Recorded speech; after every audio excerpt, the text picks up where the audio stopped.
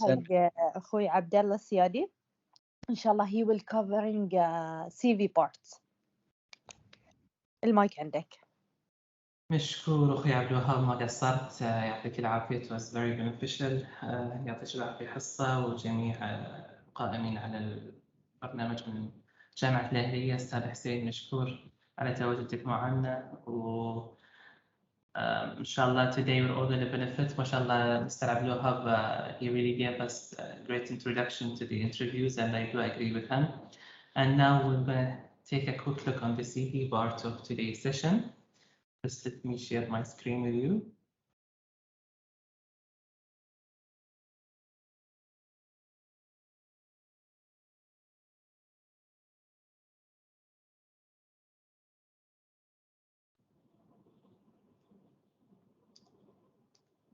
Okay, so you can see my screen, right?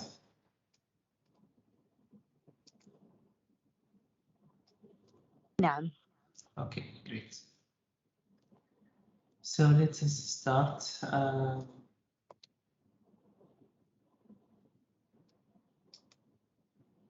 So today our objectives is about how to write a CV, and of course it differs. Each CV differs from a person to another, from a job to another. However, it's up to you how you formulate your CV and how you apply to the job. Of course, the first part we listened to today from Mr. Abdul Wahab was about the interview. I always see the interview as the second step and the CV as step number one, which is the document that will get you or provide you that interview in your work, whether it was for a job interview or if it's an internship interview. So today we're going to have a quick look on the cover letters or the components of resumes, types of resumes, proper use of words, resumes, do's and don'ts, and some checklists. And before we start, I would like to introduce myself. I'm Abdullah Siadi, the PR manager at UNTITLed and currently hold a BSc in Banking and Finance from Ahliauniversitybh. I have an MBA in Huddersfield University, CMI Level 7 Diploma in Strategic Management and Leadership, accredited training diploma in Protocol and Etiquette, and currently a member of CIPA. And I would like to reiterate on what Mr. Abdul Wahab said at the end, that it doesn't matter that he knows a doctor who specialized in HR later on. And as you can see, I took my bachelor's in banking and finance, but when I started working in ALBA, I started as a purchasing officer. And then I went to do my MBA, which is a business administration degree. And then I came back and I was relocated to a training department in ALBA. And then from training department, I was promoted to be the PR manager in ALBA. And then I also had, during my PR manager period, I held the position of HR and PR manager, PR and IR manager, and then again just PR manager. So also throughout my, whenever you go into an organization, don't expect that nothing will happen or you will not be able to develop or there is no more steps for you. On the contrary, whenever you have a great environment in the organization and a culture that is based on development and taking care of the employees, you will always have the chance and opportunity to grow and to get better at whatever you are doing.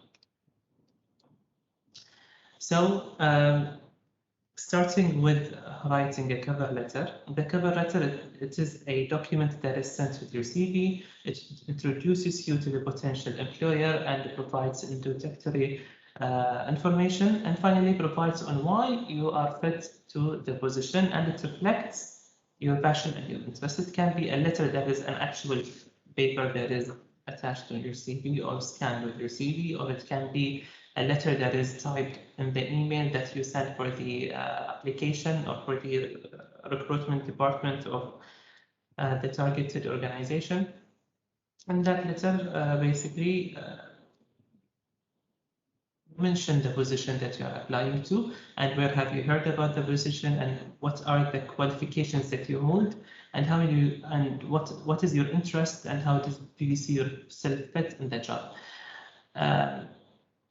It should be strong and it should be directed, and you should be confident in addressing in the cover letter what is the position you are targeting, what are your skills, and how do you see yourself fit in the organization first, and then fit in this job itself. But as Mr. Abdul mentioned before, don't be overconfident. Confidence is great. It's good to always know your targets, go for it, and work hard for it, but don't be overconfident, because recruiters sometimes see that overconfidence might be a killer for the job. So some tips for some good cover letter. It should be short, indicates the purpose, shows your interest, highlights your accomplishments, includes your contact details, and you always must double check everything and have a friend read the cover letter for you. So you might wonder, how is it structured? Basically, it is it's just a cover letter, just like any other letter. You will have the address or the name of the sender and their title. Then you will have some introduction and body and the conclusion to the letter, where you will discuss the position you are applying to and how do you see yourself fit and why are you interested in this position in the first place. And then you have the closing or the conclusion paragraph, signing your name and your contact information and how they can reach you on it. Now we're going to see a very quick or a very short video clip on how to write a CV, and then we're going to discuss it. Basic elements of a CV, a monster guide. Whether a potential employer asks to see your curriculum vitae, CV or resume, they're looking for one thing: a document that proves why you're the ideal candidate to invest their time and money in. Essentially, it's a sales brochure, pinpointing the interesting, unique selling points that make you stand out from the crowd. Your CV should cover a few key elements. Your personal details. Include your name, address, phone numbers and email address so any interested employers can contact you easily. A personal statement. One paragraph that immediately captures the attention of your reader and entices them to find out more about you. Be careful not to cram too much in. Employment experience. List your most recent position first, continuing in reverse chronological order, including the name, location, website and dates of your employment for each company you have worked for. Aim to use bullet points wherever possible to highlight your responsibilities and achievements in each role, so the person scanning your CV can quickly match up your experience with their job description. Education. Again, in reverse chronological order, give brief details of your academic and professional qualifications, along with the grades you achieved. If you're looking for your first job since leaving education, include this information above any work experience. Key skills. Whether you realize it or not, you'll have picked up many skills over the years. Some tangible, some less so. Include every IT package or program you have used, as well as any foreign language skills you've gained. And state whether you're at a basic, intermediate or advanced level. Hobbies and interests. Including these is optional. The idea is to give the interviewer a more rounded picture and perhaps something more personal to discuss at an interview. References. It's not necessary to list references on your CV, but you should state that details are available on request. Always keep your CV to 2 pages of A4. Resist the urge to jazz up your CV with images or colour. Steer clear of long paragraphs and use typefaces like Times New Roman or Arial. They're easier to read. Check for spelling or typographical errors. Any errors are your responsibility and are one of the first things employers use to weed out the weaker candidates. Even if the role you're after doesn't require a high level of literacy, spelling errors scream lack of care, which is an undesirable quality for any recruiter. Don't put all your faith in a spell checker, as many are set to American settings as a default. The purpose of this document is not to get you the job, but to get you an interview. Always remember, you're not writing a CV for yourself, you're writing it for your reader. As you write your CV, put yourself in their shoes. Keep it short, to the point, and above all else, interesting. This guide was brought to you by Monster. For more advice, jobs and career tools, visit monster.co.uk.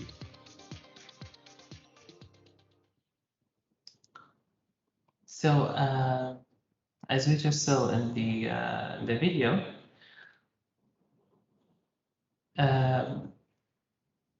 The CV itself does not guarantee you the job. It just takes you to the step of the interview.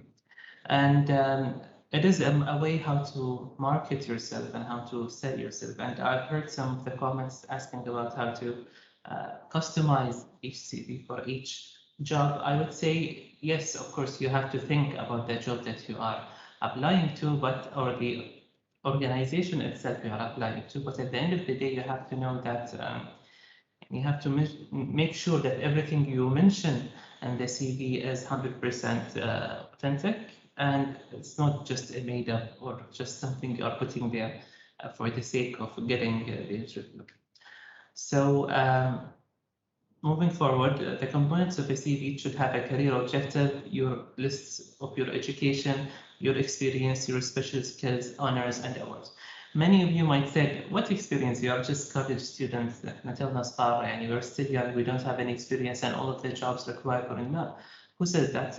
Your experience includes your internships, your summer jobs. I know so many people that even when they were in the high school, they used to have summer jobs, or they have some sort of, whether it was a family business or private businesses where they work as clerks or something, they include that in their CV as well.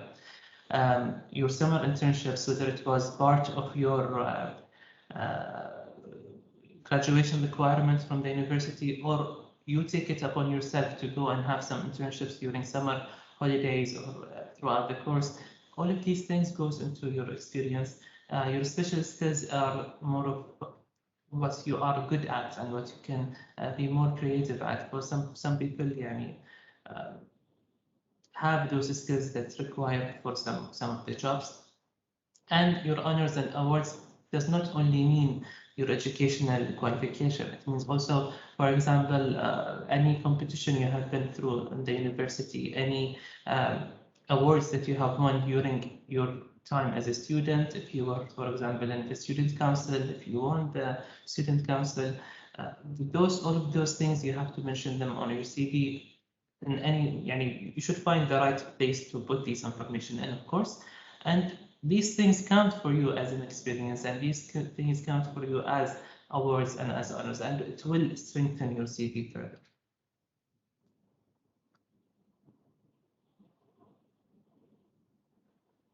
And some tips on editing your resume or your CV is to put the most important information first, use the right font, picture is not typically provided, do not include irrelevant information.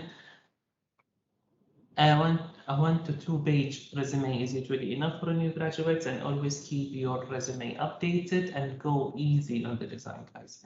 I have seen so many CVs, it's either they are too long or the design is just too much, and you might say, okay, recruiters are not looking for design. Exactly, so we don't need to see something very sophisticated of designs. We need something very simple, very practical, very professional.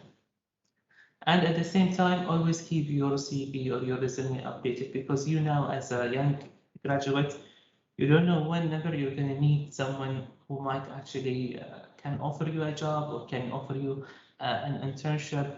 So make sure that you have your CV updated and whenever you have something to add, it's there. So, for example, if you have an event or you attend a conference or you attend an exhibition and then you meet people and they might actually ask for your CV, or you might ask for their business cards, and then you can email your CV to them. So it will be with you and it will be ready and it will be at the same time updated. You will not say, oh, okay, I need to update it, and then it's going to take you much longer time, because whenever somebody asks for your CV or your resume, you have to immediately send it to them.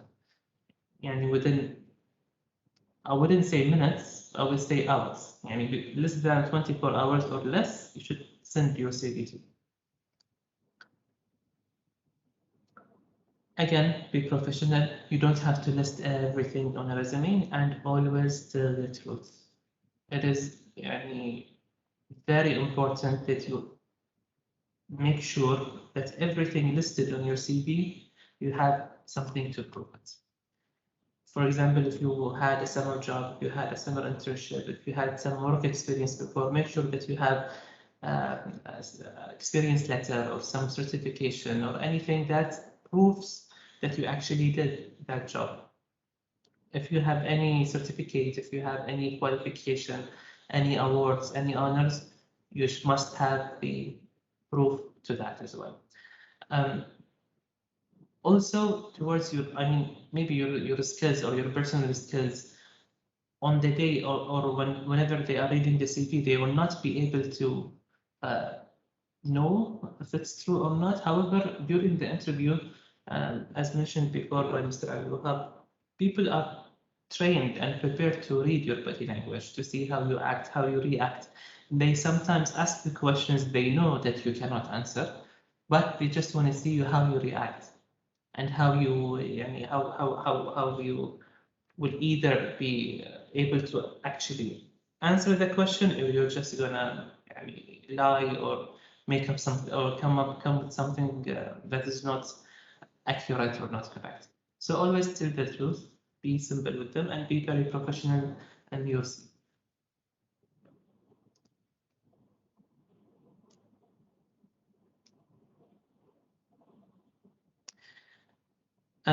Some of the formats of the resumes, we have the chronological and the functional and the combination, which is the hybrid. The chronological type of the resume, it summarizes the job history of the person, and it starts with the most recent position first, and it's more adequate for applicants with more of an extensive work experience.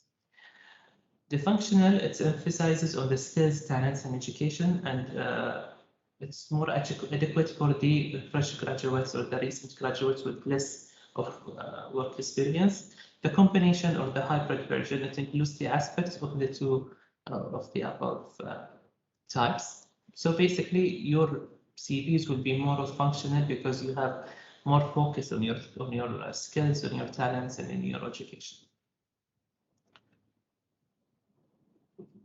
So as a fresh university graduate, you should emphasize your skills and education attainment, plus any training internship that you have taken. You must make sure that you do not mention any of your social media accounts like Instagram or Twitter or Snapchat on your CV, unless, for example, you are a professional trainer or you are an influencer, professional influencer, then yes, maybe you can with that. However, on your CV, if you are putting any page or linking any or referring to any of your pages, it should be only LinkedIn page, and out of your information, you should mention your contact information, your email, your date of birth, etc. And now we're gonna have also a very short video about the biggest common mistakes in resumes. There is no such thing as a perfect resume. However, you can There is no such thing as a perfect resume. However, you can avoid some common mistakes that can significantly lower your chances of getting a job or even an interview.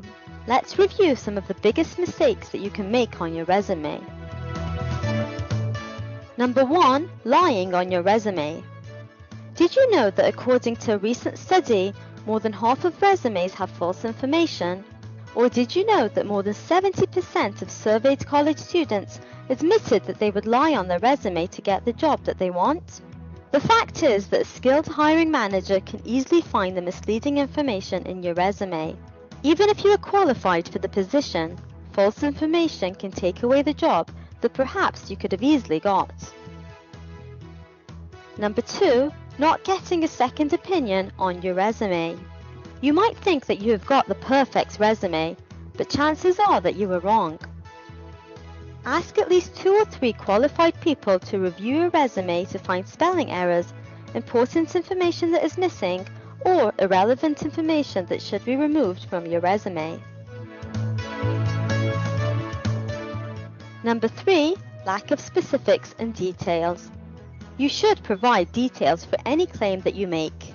If you have increased the company's profits in your previous position, the amount should be clear. If you have managed people or projects, the exact number and details should be provided. In these competitive job markets, lack of such detail can cost you dearly. Number 4, sharing personal information and having phrases that make you look less professional. Sharing too much information can be very costly. This includes providing links to your social media profiles, especially if you have had embarrassing public moments.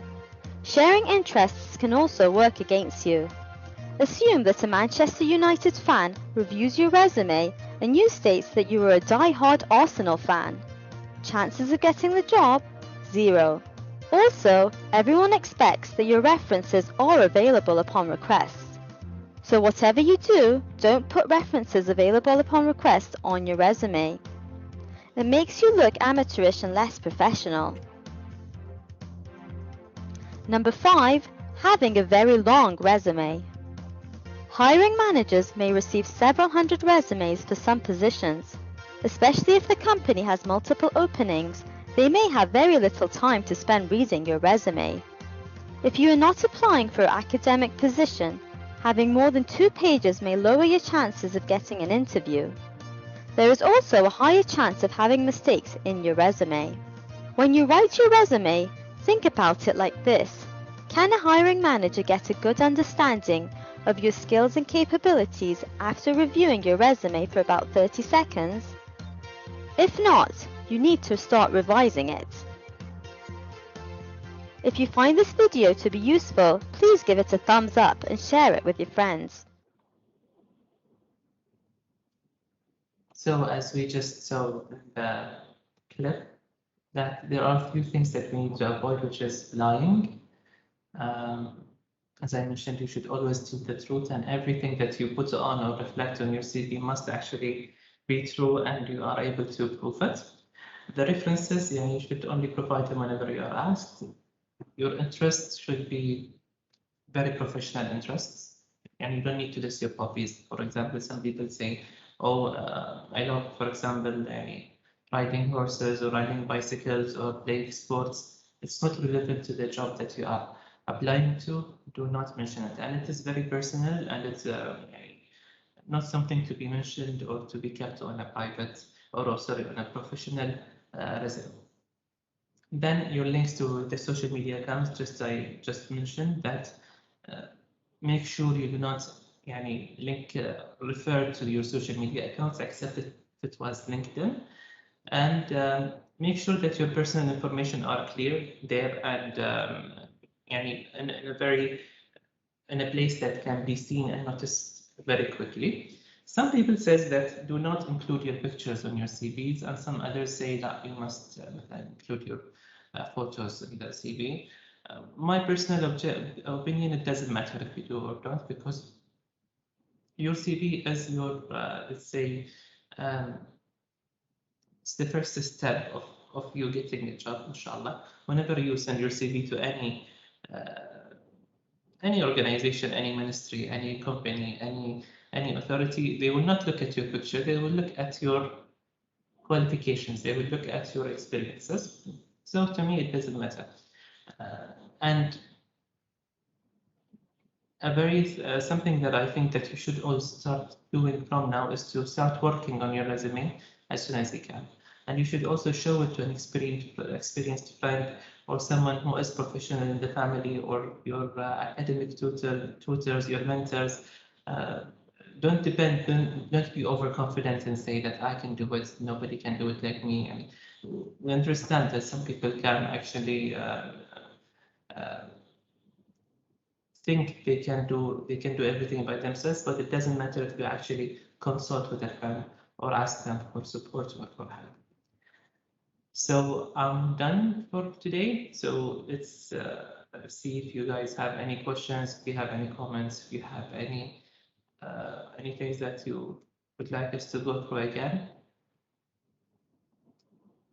Ali Hussein, can you unmute? Yep. Thank you for your great presentation, Abdullah. And I almost agree with you in everything except the last one about the picture, but we will come to it. Just to recall about the writing the interest, is it recommended or not first? You mean writing Yeah, your hobbies, your personally? interest. Yeah, exactly. If it's not professional and if it's not professional skills or professional interests, it wouldn't be recommended to be kept on the CV.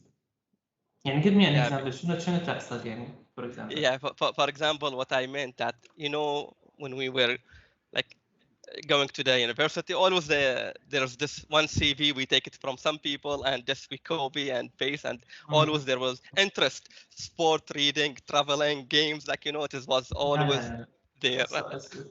يعني some professional companies will not be bothered to actually look at these interests that you're talking about.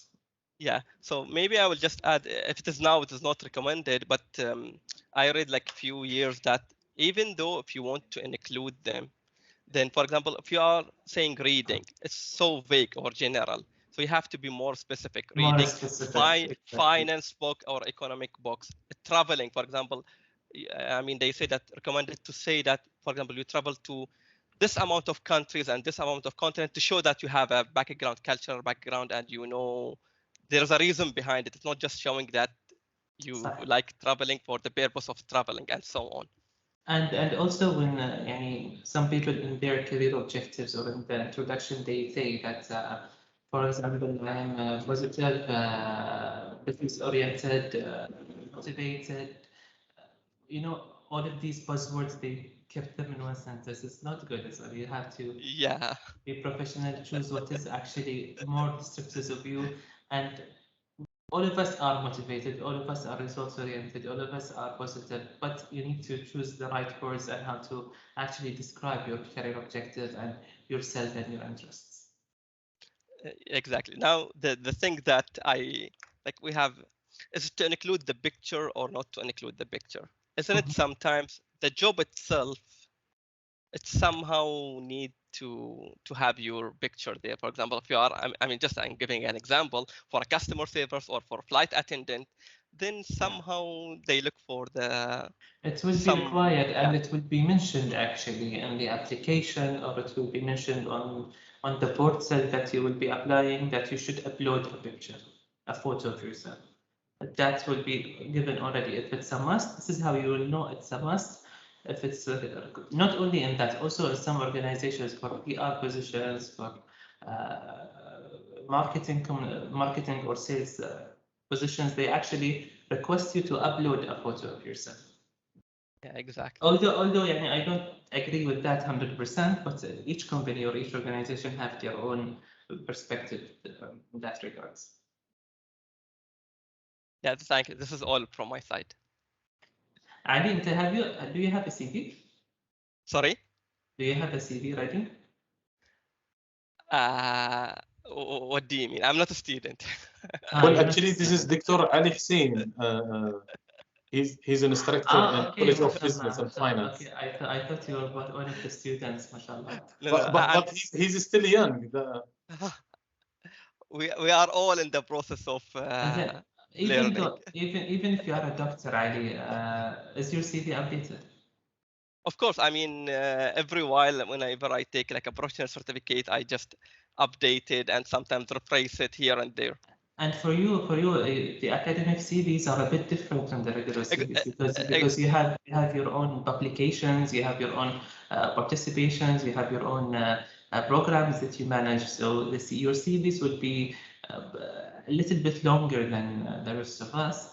So you should make sure that whatever publication you participate in or any research that you do, you must mention it on your CV as well. Yeah, exactly. I'm just like taking from your side and other side to share the knowledge with the student how they will write it. ما شاء الله الكل قاعد يمدح فيك يا دكتور علي، بالاضافه للاستاذ عبد الله. دكتور علي، ان تصوروك ان انت بعدك يعني طالب، ولو ان احنا كلنا طلبه يعني للامانه، ولكن مكتوب لك هي از ذا بيست دكتور. ما شاء الله، هي منال محمد الماجد يستاهل. ونور ما شاء الله، وواحد اسمه عبد الله يقول منورين جروب الاتش ار هني.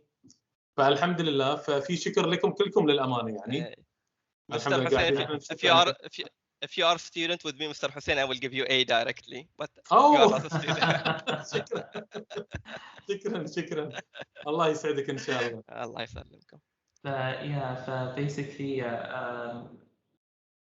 thank you, Ali, for the participation. It's been a very good discussion. No, you actually thank you for the presentation and for your effort for time for everyone here.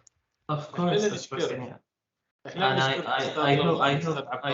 نشكرك على جهدك الكبير وتخصيصك وقت إلينا من خلال إنجاز بحرين، وأيضا من خلال ألمنيوم البحرين ألبا. يعني عندنا احنا متحدثين أيضا، وغير هذا أيضا تبع أمور أخرى، فأنت لك دور كبير في إنجاح هذه الفعالية. فعن جد يعني أستاذ عبد الله شكرا جزيلا، شكرا من القلب لك. الله يسلمك، هذا واجبنا أستاذ، ما في أستاذ. تسلم. احنا بالعكس بالاخير يعني مهمتنا ان احنا نساعد الطلبه ونهيئهم حق سوق العمل ان شاء الله.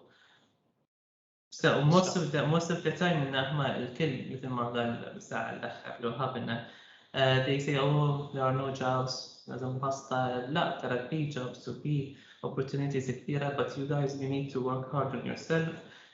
We need to actually start looking from now. And I'm not sure which year or if you are a graduate or not yet, but whatever you are, you should start working from now by starting and by taking the first step is actually having a CV.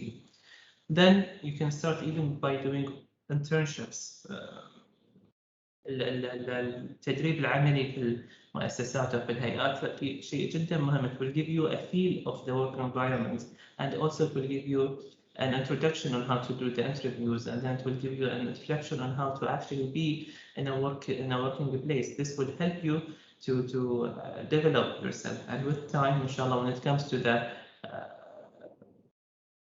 the reality of having a real job, you will be ready. You will be able to ace your interview, and you will be able to, inshallah, do great on your job. I wish you all the best of luck.